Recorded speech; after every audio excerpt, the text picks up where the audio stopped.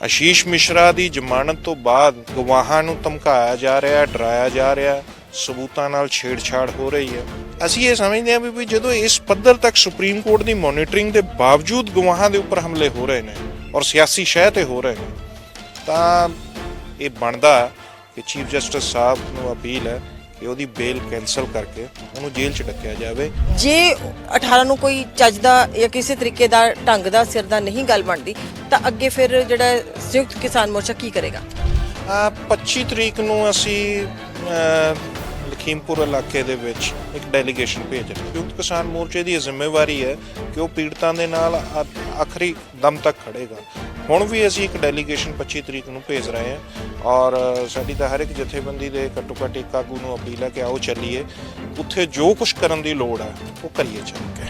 Already SKM ਦਾ decision ਸੀ ਕਿ ਮਾਸ protest ਕਰਨਾ ਉੱਥੇ, ਪਰ ਉਹ ਕਿਉਂ ਨਹੀਂ ਇੰਪਲੀਮੈਂਟ ਹੋ ਪਾਇਆ ਇਹ ਯੂਪੀ ਦੀਆਂ ਆਰਗੇਨਾਈਜੇਸ਼ਨਾਂ ਨਾਲ ਵੀ ਸਲਾਹ ਮਸ਼ਵਰਾ ਕਰਾਂਗੇ ਵੀ ਕੀ ਕਾਰਨ ਹੈ, ਕੀ ਟੈਰਰ ਹੈ। ਜੇ ਕੋਈ ਇਸ ਤਰ੍ਹਾਂ ਦੀ ਕੋਈ ਗੱਲ ਹੋਏਗੀ ਤਾਂ ਅਸੀਂ ਪੰਜਾਬ ਤੋਂ ਵੀ ਆਰਗੇਨਾਈਜੇਸ਼ਨਾਂ ਮਦਦ ਕਰਨ ਤੋਂ ਪਿੱਛੇ ਨਹੀਂ ਹਟਾਂਗੇ। ਐਸਕੇਐਮ ਜਿਹੜਾ ਸੀ ਇਲੈਕਸ਼ਨ ਦੇ ਦੌਰਾਨ ਥੋੜਾ ਖਿੰਡ-ਬਿੰਡ ਜਿਹਾ ਗਿਆ ਸੀ, ਕੁਝ ਜਥੇਬੰਦੀਆਂ ਜਿਹੜੀਆਂ ਸੀ ਉਹ ਵੱਖ ਜਿਹੀਆਂ ਹੋ ਕੇ ਤੁਰ ਪਈਆਂ ਸੀਗੀਆਂ, ਕੋਈ ਚੋਣਾਂ ਲੜਨ ਲੱਗ ਪਏ ਸੀ, ਬਹੁਤ ਕੁਝ ਇਹੋ ਜਿਹਾ ਹੋਇਆ।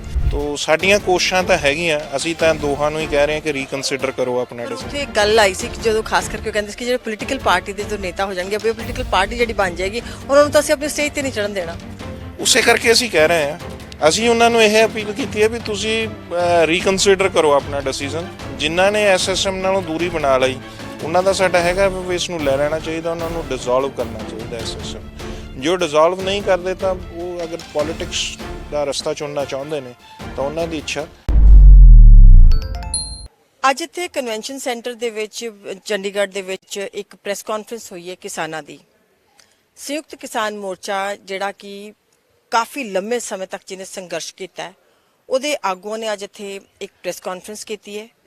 ਰਮਿੰਦਰ ਸਿੰਘ ਪਟਿਆਲਾ ਜਿਹੜੇ ਇਹਨਾਂ ਦੇ ਲੀਗਲ ਜਿਹੜਾ ਪੂਰੇ ਕੇਸਿਸ ਜਾਂ ਲੀਗਲ ਜਿਹੜਾ ਐਸਪੈਕਟ ਹੈ ਉਹ ਦੇਖ ਰਹੇ ਨੇ ਸੰਯੁਕਤ ਕਿਸਾਨ ਮੋਰਚਾ ਦਾ, ਉਹ ਅੱਜ ਸਾਡੇ ਨਾਲ ਨੇ।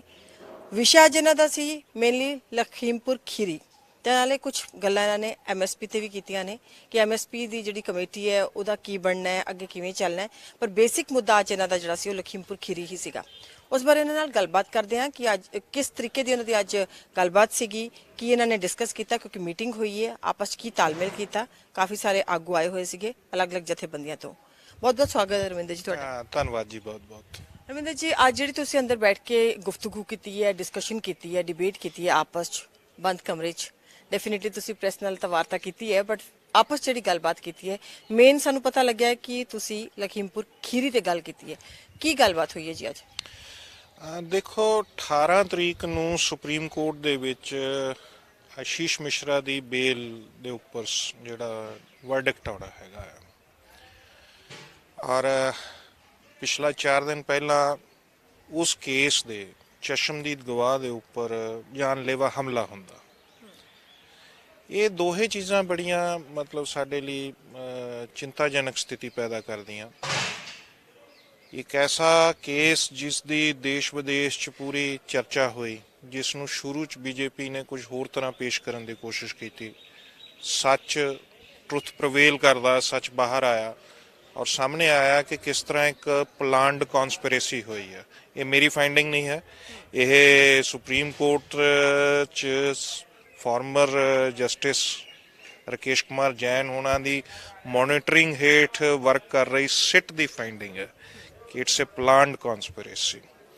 ਤੋ ਇਹ ਜਿਹੜੀ ਪਲਾਨਡ ਕਨਸਪੀਰੇਸੀ ਆ ਉਸ 'ਚ 8 ਲੋਕ ਮਾਰੇ ਗਏ ਔਰ ਉਸ 'ਚ ਜਿਹੜਾ ਦੋਸ਼ੀ ਹੈ ਉਸ ਨੂੰ ਲਖਨਊ ਬੈਂਚ ਨੇ, ਇਲਾਹਾਬਾਦ ਹਾਈ ਕੋਰਟ ਦੇ, ਉਸ ਨੇ ਨਿਆਂ ਦੇ ਸਾਰੇ ਤਕਾਜ਼ਿਆਂ ਨੂੰ ਪਾਸੇ ਰੱਖ ਕੇ, ਸਿਟ ਦੀਆਂ ਇਹਨਾਂ ਫਾਈਂਡਿੰਗਸ ਨੂੰ ਪਾਸੇ ਰੱਖ ਕੇ, ਈਵਨ ਸਿਟ ਨੇ 2 ਵਾਰ ਬੇਲ ਅਪੋਜ਼ ਵੀ ਕੀਤੀ ਵੀ ਨਹੀਂ ਦੇਣੀ ਚਾਹੀਦੀ।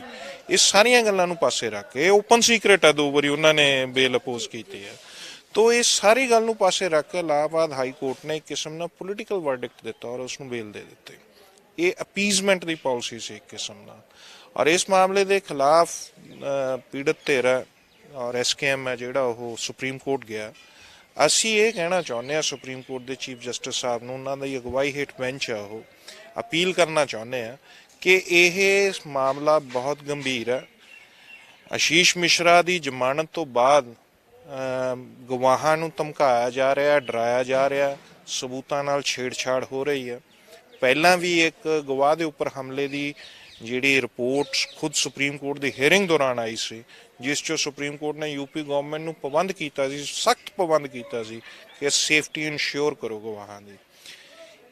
ਅਸੀਂ ਇਹ ਸਮਝਦੇ ਹਾਂ ਵੀ ਜਦੋਂ ਇਸ ਪੱਧਰ ਤੱਕ ਸੁਪਰੀਮ ਕੋਰਟ ਦੀ ਮੋਨੀਟਰਿੰਗ ਦੇ ਬਾਵਜੂਦ ਗਵਾਹਾਂ ਦੇ ਉੱਪਰ ਹਮਲੇ ਹੋ ਰਹੇ ਨੇ ਔਰ ਸਿਆਸੀ ਸ਼ਹਿ ਤੇ ਹੋ ਰਹੇ ਨੇ, ਤਾਂ ਇਹ ਬਣਦਾ ਕਿ ਚੀਫ ਜਸਟਿਸ ਸਾਹਿਬ ਨੂੰ ਅਪੀਲ ਹੈ ਕਿ ਉਹਦੀ ਬੇਲ ਕੈਂਸਲ ਕਰਕੇ ਉਹਨੂੰ ਜੇਲ੍ਹ 'ਚ ਡੱਕਿਆ ਜਾਵੇ।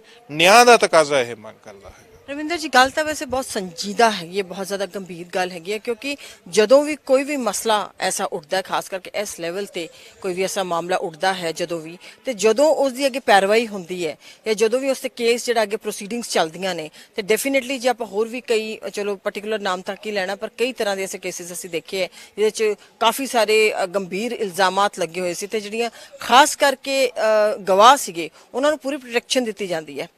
ਡੈਫੀਨਿਟਲੀ ਇਨਵੈਸਟੀਗੇਟਿੰਗ ਏਜੰਸੀ ਜਿਹੜੀ ਹੁੰਦੀ ਹੈ ਉਹਨਾਂ ਦਾ, ਉੱਥੋਂ ਦੀ ਗਵਰਨਮੈਂਟ ਦਾ ਇੱਕ ਸੰਜੀਦਾ ਉਹ ਗੱਲ ਹੁੰਦੀ। ਸੁਪਰੀਮ ਕੋਰਟ ਦੇ ਕਹਿਣ ਤੇ ਵੀ ਇਸ ਤਰੀਕੇ ਦਾ ਜਿਹੜਾ ਇੱਕ ਕਹਿ ਸਕਦੇ ਹਾਂ ਕਿ ਅਣਗਹਿਲੀ ਵਰਤੀ ਜਾ ਰਹੀ ਹੈ ਔਰ ਇਸ ਤਰੀਕੇ ਦੇ ਹੋ ਰਹੇ ਹੈ। ਤੁਸੀਂ ਲਾਅ ਗ੍ਰੈਜੂਏਟ ਹੋ, ਤੁਸੀਂ ਕਿਵੇਂ ਦੇਖਦੇ ਹੋ ਇਸ ਨੂੰ? ਦੇਖੋ, ਮੇਰਾ ਇਹ ਬਹੁਤ ਕਲੀਅਰ ਕੱਟ ਹੈ ਕਿ ਬੀਜੇਪੀ ਨੂੰ ਇਸ ਦੇਸ਼ ਦੀਆਂ ਜਿਹੜੀਆਂ ਸੰਸਥਾਵਾਂ ਨੇ, ਖਾਸ ਕਰਕੇ ਜੁਡੀਸ਼ੀਅਲ ਸੰਸਥਾਵਾਂ, ਇਹਨਾਂ ਦੀ ਕੋਈ ਕਦਰ ਨਹੀਂ ਹੈ। ਉਹਨਾਂ ਦਾ ਇੱਕੋ ਇੱਕ ਮਤਲਬ ਕਿਸੇ ਤਰ੍ਹਾਂ ਆਸ਼ੀਸ਼ ਮਿਸ਼ਰਾ ਤੇ ਉਹਦੇ ਫਾਦਰ ਜਿਹੜੇ ਦੇਸ਼ ਦੇ ਕੇਂਦਰੀ ਗ੍ਰਹਿ ਰਾਜ ਮੰਤਰੀ ਨੇ, ਅਜੇ ਮਿਸ਼ਰਾ ਟੈਣੀ, ਉਹਨਾਂ ਨੂੰ ਪ੍ਰੋਟੈਕਟ ਕਰਨ ਦਾ, ਹਰ ਕੀਮਤ ਤੇ ਪ੍ਰੋਟੈਕਟ ਕਰਨ ਦਾ, ਉਸ ਪਾਸੇ ਨੂੰ ਕਦਮ ਨੇ। ਔਰ ਉਹਨਾਂ ਕਦਮਾਂ ਲਈ ਉਹ ਸਾਰੇ ਮਾਪਦੰਡ, ਨਿਆਂ ਦੇ ਸਾਰੇ ਅਸੂਲਾਂ ਨੂੰ ਛਿੱਕੇ ਟੰਗਿਆ ਜਾ ਰਿਹਾ।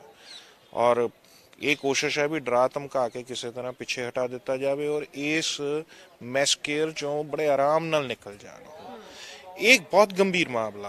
अगर इस देश च डेमोक्रेसी प्रवेल करेगी ਤਾਂ ਉਹ ਜੇ ਪ੍ਰਵੇਲ ਕਰੇਗੀ ਤਾਂ ਇਹ ਤਕਾਜ਼ਾ ਉਹਦਾ ਕਿ ਇਸ ਮਾਮਲੇ ਦੇ ਵਿੱਚ ਸੁਪਰੀਮ ਕੋਰਟ ਦਾ ਡਿਸੀਜਨ ਹੈ ਜਿਹੜਾ ਉਹ ਨਿਆਂ ਨੂੰ ਪ੍ਰੋਟੈਕਟ ਕਰਨ ਦੇ ਰੂਪ ਚ ਆਉਣਾ ਚਾਹੀਦਾ।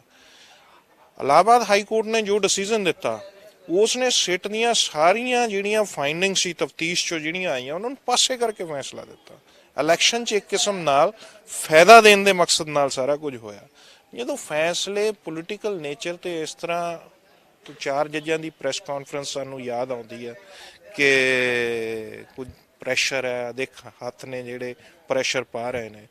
ਤੋ ਦੇਸ਼ ਦੀ ਇੱਕ ਵੱਡੀ ਸੰਵਿਧਾਨਕ ਸੰਸਥਾ ਜੁਡੀਸ਼ਰੀ, ਉਹਦਾ ਸਟੇਕ ਦਾਅ ਤੇ ਲੱਗਿਆ ਹੋਇਆ। ਔਰ ਉਮੀਦ ਹੈ ਕਿ 18 ਤਰੀਕ ਨੂੰ ਸੁਪਰੀਮ ਕੋਰਟ ਘੱਟੋ ਘੱਟ ਇਸ ਸਟੇਕ ਨੂੰ ਖੁਰਨ ਤੋਂ ਬਚਾਉਣ ਲਈ ਇੱਕ ਸਹੀ ਫੈਸਲਾ ਲੈ ਕੇ ਜਾਵੇ। ਰਵਿੰਦਰ ਜੀ, ਜਿਹੜੀਆਂ ਜਥੇਬੰਦੀਆਂ ਨੇ ਕਿਸਾਨਾਂ ਦੀਆਂ, ਜਦੋਂ ਲਖੀਮਪੁਰ ਖੀਰੀ ਦਾ ਇਹ ਮਾਮਲਾ ਹੋਇਆ ਸੀਗਾ, ਉਸ ਵੇਲੇ ਉੱਥੋਂ ਤੱਕ ਪਹੁੰਚਣ ਲਈ ਵੀ ਉਹਨਾਂ ਨੂੰ ਬੜੀ ਜਦੋਜਹਿਦ ਕਰਨੀ ਪਈ ਸੀਗੀ, ਤੇ ਕਈ ਤੁਹਾਡੇ ਐਸੇ ਆਗੂ ਵੀ ਸੀਗੇ ਜਿਹੜੇ ਕਿ ਭੇਸ ਬਦਲ ਕੇ ਉੱਥੇ ਤੱਕ ਪਹੁੰਚੇ ਸੀਗੇ, ਮੀਨਸ ਕਿ ਕਾਫੀ ਜਦੋਜਹਿਦ ਕਰਨੀ ਪਈ ਸੀਗੀ। ਉਸ ਤਰੀਕੇ ਨੂੰ ਜੇ ਅਸੀਂ ਸਾਹਮਣੇ ਰੱਖ ਕੇ ਦੇਖੀਏ ਤੇ ਬਹੁਤ ਲੰਮਾ ਹੋ ਗਿਆ, ਲਟਕ ਗਿਆ ਹੈ ਮਾਮਲਾ ਬਹੁਤ ਜ਼ਿਆਦਾ। ਔਰ ਇਸ ਤੇ ਜਿਹੜਾ ਹੈਗਾ ਕਿਸ ਤਰੀਕੇ ਦਾ ਅਗਲਾ ਪੜਾਅ ਕੀ ਹੋਏਗਾ, ਕਿਉਂਕਿ ਤੁਸੀਂ ਅੱਜ ਬੜੀ ਗੰਭੀਰਤਾ ਨਾਲ ਇਸ ਤੇ ਮੀਟਿੰਗ ਕੀਤੀ ਹੈ। ਜੇ 18 ਨੂੰ ਕੋਈ ਚੱਜ ਦਾ ਜਾਂ ਕਿਸੇ ਤਰੀਕੇ ਦਾ ਢੰਗ ਦਾ ਸਿਰ ਦਾ ਨਹੀਂ ਗੱਲ ਬਣਦੀ, ਤਾਂ ਅੱਗੇ ਫਿਰ ਜਿਹੜਾ ਸੰਯੁਕਤ ਕਿਸਾਨ ਮੋਰਚਾ ਕੀ ਕਰੇਗਾ? 25 ਤਰੀਕ ਨੂੰ ਅਸੀਂ ਲਖੀਮਪੁਰ ਇਲਾਕੇ ਦੇ ਵਿੱਚ ਇੱਕ ਡੈਲੀਗੇਸ਼ਨ ਭੇਜ ਰਹੇ ਹਾਂ ਔਰ ਇਹ ਡੈਲੀਗੇਸ਼ਨ ਉੱਥੋਂ ਦੀ ਸਾਰੀ ਸਥਿਤੀ ਨੂੰ ਮੱਦੇਨਜ਼ਰ ਰੱਖਦੇ ਹੋਏ ਜੋ ਵੀ ਬਣ ਸਕਦਾ ਹੋਊਗਾ। ਹਾਲੇ ਸੁਪਰੀਮ ਕੋਰਟ 'ਚ ਲੀਗਲੀ ਐਸਕੇਐਮ ਨੇ ਟੀਮ ਖੜੀ ਕੀਤੀ ਹੈ, ਅਸੀਂ ਇਹ ਨਹੀਂ ਹੈ ਵੀ ਬਿਲਕੁਲ ਛੱਡ ਦਿੱਤਾ, ਕਿਉਂਕਿ FIR ਰਜਿਸਟਰ ਹੋਈ ਉਸ ਦੌਰ ਦੇ ਵਿੱਚ।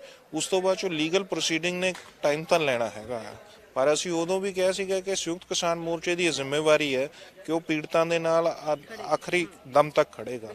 ਹੁਣ ਵੀ ਅਸੀਂ ਇੱਕ ਡੈਲੀਗੇਸ਼ਨ 25 ਤਰੀਕ ਨੂੰ ਭੇਜ ਰਹੇ ਹਾਂ ਔਰ ਸਾਡੀ ਤਾਂ ਹਰ ਇੱਕ ਜਥੇਬੰਦੀ ਦੇ ਘੱਟੋ ਘੱਟ ਇੱਕ ਆਗੂ ਨੂੰ ਅਪੀਲ ਹੈ ਕਿ ਆਓ ਚੱਲੀਏ, ਉੱਥੇ ਜੋ ਕੁਝ ਕਰਨ ਦੀ ਲੋੜ ਹੈ ਉਹ ਕਰੀਏ ਚੱਲ ਕੇ।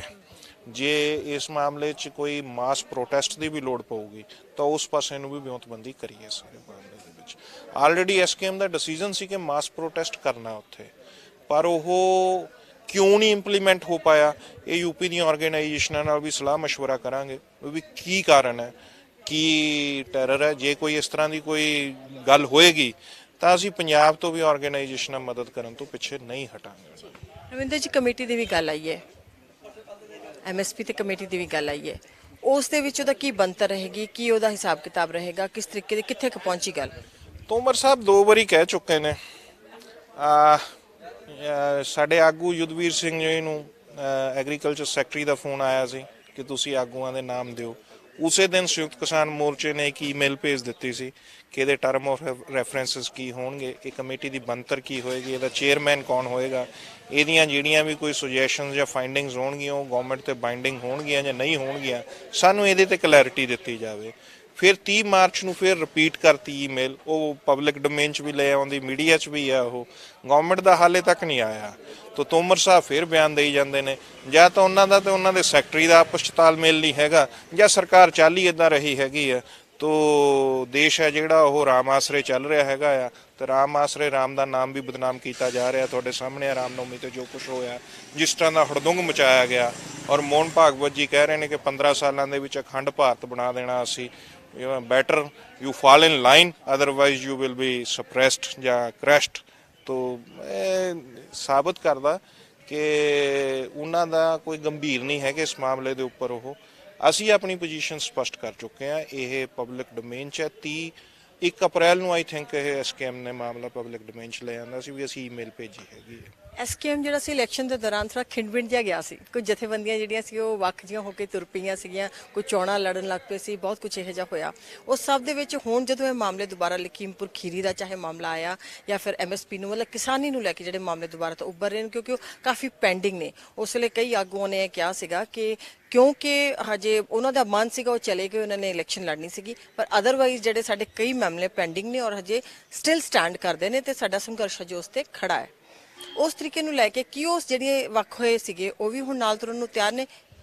ਦੇਖੋ, ਫਸਟ ਆਫ ਆਲ ਇਹ ਹੈ ਕਿ 2 ਆਰਗੇਨਾਈਜੇਸ਼ਨਾਂ, ਕਿਉਂਕਿ ਜਦੋਂ ਉਹ 22 ਕਹਿ ਕੇ ਬਾਈਆਂ ਨੂੰ ਕੱਢਿਆ ਗਿਆ ਤਾਂ ਬਾਈ ਹੈ ਨਹੀਂ ਸੀ। ਬਾਈਆਂ ਦੇ ਵਿੱਚੋਂ ਦੀ ਕੁਝ ਆਰਗੇਨਾਈਜੇਸ਼ਨਾਂ ਤਾਂ ਐਸਐਸਐਮ ਦਾ ਪਾਰਟ ਵੀ ਨਹੀਂ ਸੀ ਬਣੀਆਂ, ਉਹ ਨਾ ਇਲੈਕਸ਼ਨ 'ਚ ਗਈਆਂ ਨਾ ਉਹਨਾਂ ਨੇ ਉਮੀਦਵਾਰ ਖੜੇ ਕੀਤੇ।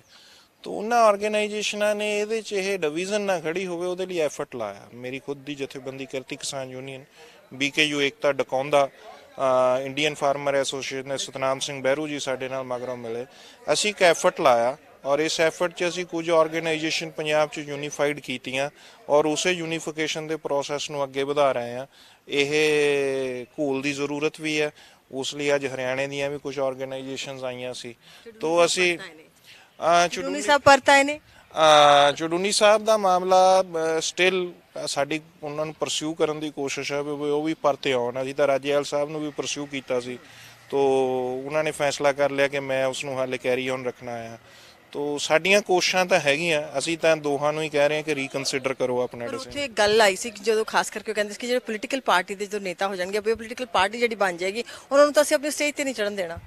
ਉਸੇ ਕਰਕੇ ਅਸੀਂ ਕਹਿ ਰਹੇ ਹਾਂ, ਅਸੀਂ ਉਹਨਾਂ ਨੂੰ ਇਹ ਅਪੀਲ ਕੀਤੀ ਹੈ ਵੀ ਤੁਸੀਂ ਰੀਕਨਸੀਡਰ ਕਰੋ ਆਪਣਾ ਡਿਸੀਜਨ। ਜਿਨ੍ਹਾਂ ਨੇ ਐਸਐਸਐਮ ਨਾਲੋਂ ਦੂਰੀ ਬਣਾ ਲਈ ਉਹਨਾਂ ਦਾ ਸਾਡਾ ਹੈਗਾ ਵੀ ਇਸ ਨੂੰ ਲੈ ਲੈਣਾ ਚਾਹੀਦਾ, ਉਹਨਾਂ ਨੂੰ ਡਿਸੋਲਵ ਕਰਨਾ ਚਾਹੀਦਾ ਐਸਐਸਐਮ। ਜੋ ਡਿਸੋਲਵ ਨਹੀਂ ਕਰਦੇ ਤਾਂ ਉਹ ਅਗਰ ਪੋਲੀਟਿਕਸ ਦਾ ਰਸਤਾ ਚੁਣਨਾ ਚਾਹੁੰਦੇ ਨੇ ਤਾਂ ਉਹਨਾਂ ਦੀ ਇੱਛਾ, ਐਸਕੇਐਮ ਦੇ ਪ੍ਰਿੰਸੀਪਲ ਪ੍ਰੀਜ਼ਰਵ ਕੀਤੇ ਜਾਣ। ਬਹੁਤ ਬਹੁਤ ਧੰਨਵਾਦ। ਇਹ ਸਾਡੇ ਨਾਲ ਸੀਗੇ ਰਮਿੰਦਰ ਸਿੰਘ ਪਟਿਆਲਾ ਜਿਹੜੇ ਕਿ ਕਿਰਤੀ ਕਿਸਾਨ ਯੂਨੀਅਨ ਦੇ ਆਗੂ ਨੇ ਤੇ ਉਹਨਾਂ ਨੇ ਖਾਸ ਕਰਕੇ ਐਮਐਸਪੀ ਤੇ ਅੱਜ ਇੱਥੇ ਤੇ ਦੂਸਰੀ ਜਿਹੜਾ ਮੁੱਦਾ ਲਖੀਮਪੁਰ ਖੀਰੀ ਦਾ ਸੀ ਉਸ ਤੇ ਆਪਣਾ ਸਟੈਂਡ ਕਲੀਅਰ ਕੀਤਾ। ਉਹਨਾਂ ਨੇ ਕਿਹਾ ਕਿ ਅਸੀਂ ਪੂਰੇ ਤਰੀਕੇ ਦੇ ਨਾਲ ਜਿਹੜੇ ਵਿਕਟਿਮ ਫੈਮਲੀਜ਼ ਨੇ ਉਹਨਾਂ ਦੇ ਹੱਕ 'ਚ ਨਿਤਰਾਂਗੇ ਔਰ ਕਿਸਾਨੀ ਜਿਹੜਾ ਜਥੇਬੰਦੀਆਂ ਨੇ ਉਹਨਾਂ ਨੇ ਪਹਿਲੇ ਵੀ ਇਹ ਹਲਫ ਲਿਆ ਸੀ ਕਿ ਜੇ ਕੋਈ ਐਸਾ ਮਾਮਲਾ ਕਿਸਾਨਾਂ ਦੇ ਨਾਲ ਖਾਸ ਕਰਕੇ ਹੁੰਦਾ ਤੇ ਉੱਥੇ ਉਹ ਨਾਲ ਨਿਤਰਨਗੇ। ਹੁਣ ਜਿਹੜਾ ਇਸ ਟਾਈਮ ਜਿਹੜੀ ਪੋਜੀਸ਼ਨ ਹੈਗੀ ਹੈ, ਸਿਚੁਏਸ਼ਨ ਇਹ ਹੈਗੀ ਹੈ ਕਿ ਸੰਯੁਕਤ ਕਿਸਾਨ ਮੋਰਚਾ ਜਿਹੜਾ ਹੈਗਾ ਉਹ ਸੁਪਰੀਮ ਕੋਰਟ ਦੇ ਵਿੱਚ ਵਿਕਟਿਮਸ ਦੇ ਨਾਲ ਪਾਰਟੀ ਬਣ ਕੇ ਉਹਨਾਂ ਨੇ ਉੱਥੇ ਖੜਨ ਦਾ ਖੜੇ ਹੋਏ ਨੇ ਤੇ ਉਸ ਦੇ ਬਾਅਦ ਉਹ ਅੱਗੇ ਜਿਹੜੀਆਂ 18 ਨੂੰ ਕਿਉਂਕਿ ਤਰੀਕ ਲੱਗੀ ਹੈਗੀ ਹੈ ਬੇਲ ਹੋਣੀ ਹੈ, ਜਿਹੜਾ ਆਸ਼ੀਸ਼ ਮਿਸ਼ਰਾ ਹੈਗਾ ਉਹਦੇ ਬੇਲ ਤੇ ਫੈਸਲਾ ਆਣਾ ਹੈਗਾ ਤੇ ਉਹ ਹੀ ਇਜ਼ ਅ ਮੇਨ ਅਕਿਊਜ਼ਡ ਤੇ ਇਹਨਾਂ ਦਾ ਇਹ ਕਹਿਣਾ ਹੈਗਾ ਕਿ ਉਸ ਨੂੰ ਜਿਹੜੀ ਬੇਲ ਹੈਗੀ ਨਹੀਂ ਦਿੱਤੀ ਜਾਣੀ ਚਾਹੀਦੀ, ਜਦ ਕਿ ਜਿਹੜੇ 4 ਕਿਸਾਨ ਜਿਨ੍ਹਾਂ ਤੇ ਆਲਰੇਡੀ ਉਹਨਾਂ ਨੇ ਮਾਮਲੇ ਦਰਜ ਕੀਤੇ ਹੈਗੇ ਆ ਹੱਤਿਆ ਦੇ ਮਾਮਲੇ ਤੋਂ ਜੇਲ੍ਹਾਂ 'ਚ ਡੱਕੇ ਹੋਏ ਹੈ ਉਹਨਾਂ ਤੇ ਨਾਲ ਰਿਆਇਤ ਕਰਨੀ ਚਾਹੀਦੀ ਹੈ ਕਿਉਂਕਿ ਉਹ ਬੇਕਸੂਰੇ ਨੇ ਤੇ ਉਹਨਾਂ ਨੂੰ ਰਾਹਤ ਜ਼ਰੂਰ ਮਿਲਣੀ ਚਾਹੀਦੀ ਹੈ। ਕੈਮਰਾ ਪਰਸਨ ਆਸ਼ੀਸ਼ ਦੇ ਨਾਲ ਬਿੰਦੂ ਸਿੰਘ, ਚੰਡੀਗੜ੍ਹ। ਹੋਵੇਗੀ ਕਿਸਾਨਾਂ ਦੀ ਗੱਲ, ਨਵੀਂ ਖੇਤੀ, ਮਸ਼ੀਨਾਂ, ਬੀਜਾਂ ਤੇ ਬਾਗਾਂ ਦੀ ਗੱਲ ਲੈ ਕੇ ਚੱਲਾਂਗੇ ਤੁਹਾਨੂੰ ਰੰਗਲੇ ਪੰਜਾਬ ਦੇ ਖੇਤਾਂ ਵੱਲ। ਜਲਦ ਆ ਰਿਹਾ ਹੈ ਸਾਡਾ ਖਾਸ program farming with Amarjeet Warraich, ਸਿਰਫ D5 ਚੈਨਲ ਪੰਜਾਬੀ ਤੇ। D5 ਚੈਨਲ ਪੰਜਾਬੀ ਹੁਣੇ ਸਬਸਕ੍ਰਾਈਬ ਕਰੋ, ਬੈਲ ਆਈਕਨ ਤੇ ਕਲਿੱਕ ਕਰੋ। ਕੀ ਹੁੰਦੀ ਹੈ ਜਮ੍ਹਾਂਬੰਦੀ, ਕਿਵੇਂ ਬਣਦੀ ਹੈ ਵਸੀਅਤ, ਜ਼ਮੀਨ ਜਾਇਦਾਦ ਦੇ ਹਰ ਮਸਲੇ ਤੇ ਕਰਾਂਗੇ ਚਰਚਾ। ਦੇਖਣਾ ਨਾ ਭੁੱਲਣਾ ਸਾਡਾ ਖਾਸ